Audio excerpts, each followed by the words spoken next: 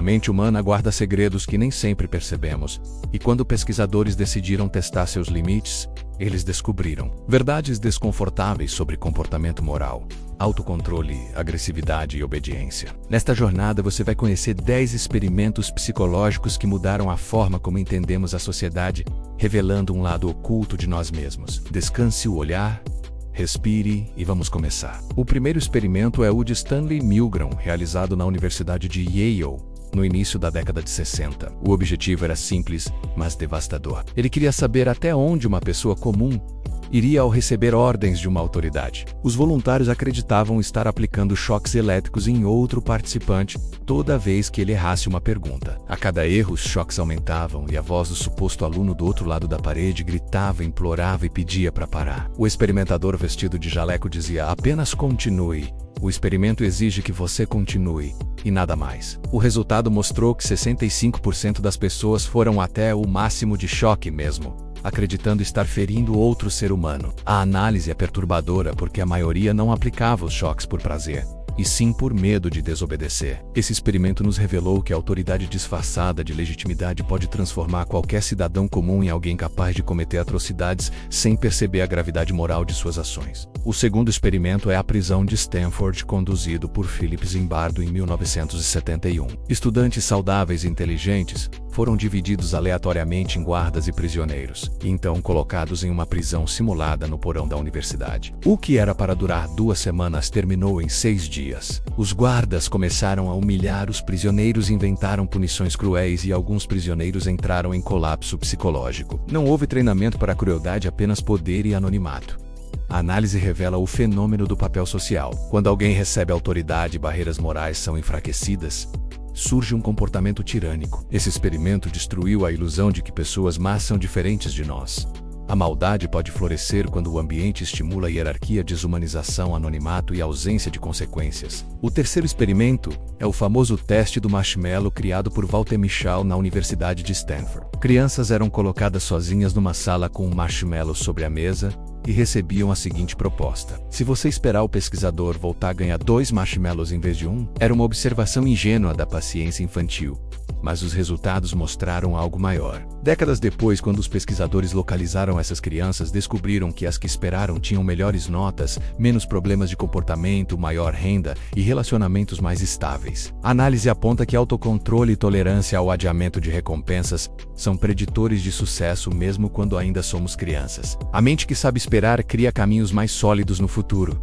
E esse experimento transforma-se em base de estudos econômicos, educacionais e da neurociência da decisão. O quarto experimento é a boneca Bobo, criado por Albert Bandura. O objetivo era observar se a agressividade surge por instinto ou aprendizado. Crianças assistiam adultos batendo, chutando e destruindo uma boneca inflável. Pouco depois elas tinham contato com a mesma boneca. As crianças que viram adultos agredindo repetiram os mesmos gestos e inventaram novas formas de violência.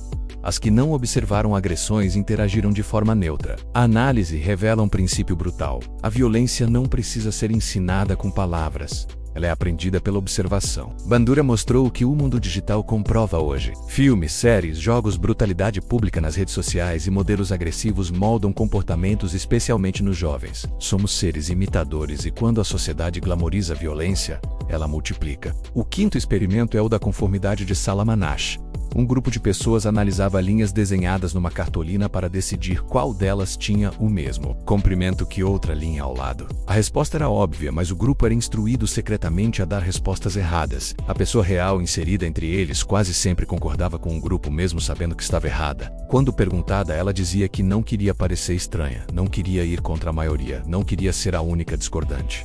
A análise é clara e assustadora. O medo de rejeição social é tão poderoso quanto dor física. A mente humana prefere estar errada junto com outros do que certa sozinha. A pressão social não precisa de ameaças. Basta o olhar dos outros. O sexto experimento é o pequeno Albert, liderado por John Watson. um dos fundadores do behaviorismo. O bebê Albert inicialmente não sentia medo de um rato branco. Watson então começou a produzir um som alto e desagradável sempre que o rato aparecia. A criança passou a associar o som traumático com o animal e criou medo intenso. Esse medo se generalizou para algodão barba branca, animal de pelúcia e outros estímulos semelhantes. A análise desse experimento é dolorosa. Watson provou que emoções como medo podem ser condicionadas e que traumas precoces podem moldar toda uma vida.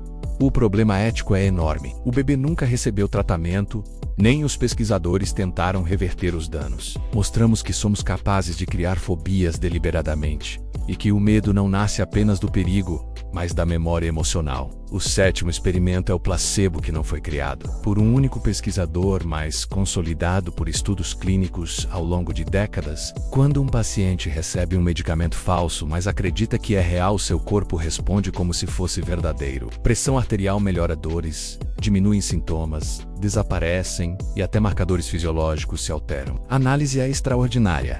A mente possui poder biológico real sobre o corpo. A expectativa positiva dispara neurotransmissores e respostas imunológicas capazes de alterar a dor e a percepção. Quando alguém acredita que está sendo cuidado, sua fisiologia colabora com a cura. Esse fenômeno não é mágica, mas mostra que mente e corpo nunca foram entidades separadas. O 8º experimento pertence a Leon Festinger e se chama dissonância cognitiva. Festinger observou um grupo religioso que previa uma data exata para o fim do mundo. Quando o apocalipse não veio, o grupo não desistiu. Pelo contrário, eles disseram que suas orações salvaram o planeta e ficaram ainda mais convictos. Em laboratório, Festinger confirmou o fenômeno pedindo que pessoas realizassem tarefas chatas e depois mentissem para outro participante dizendo que eram divertidas. As que receberam recompensa pequena convenceram a si mesmas de que a tarefa era boa para justificar a mentira. A análise mostra que a mente odeia contradição. Quando nossas ações conflitam com nossas crenças, inventamos justificativas para proteger nossa autoimagem. Preferimos mudar a verdade do que admitir que erramos.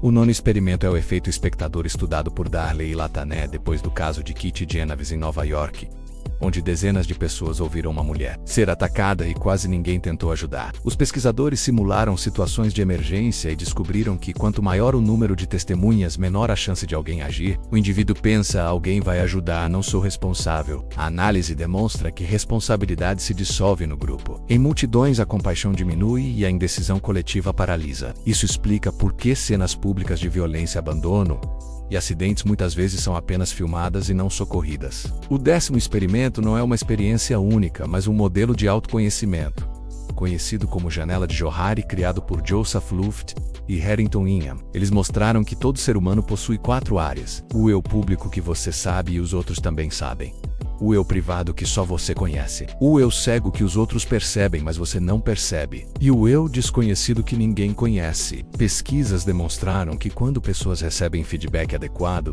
elas descobrem aspectos de identidade que ignoravam, e com isso ganham maturidade. A análise revela um ponto crucial: não somos capazes de nos enxergar totalmente sozinhos. Precisamos de espelhos humanos que nos mostrem o que não vemos sobre nós mesmos. Ao reunir esses experimentos, um padrão sombrio surge. A mente humana é moldável, obediente, influenciável e contraditória. Pessoas boas podem cometer atos violentos quando recebem autoridade. Crianças podem aprender violência apenas observando. Medos podem ser instalados com ruídos e imagens. A sociedade pode paralisar frente à dor porque ninguém quer assumir responsabilidade. E dentro de nós mesmos existem crenças cegas que sustentam a ilusão de que somos íntegros, mesmo quando erramos. Mas existe também um lado luminoso nesses estudos. O autocontrole pode construir destinos mais prósperos.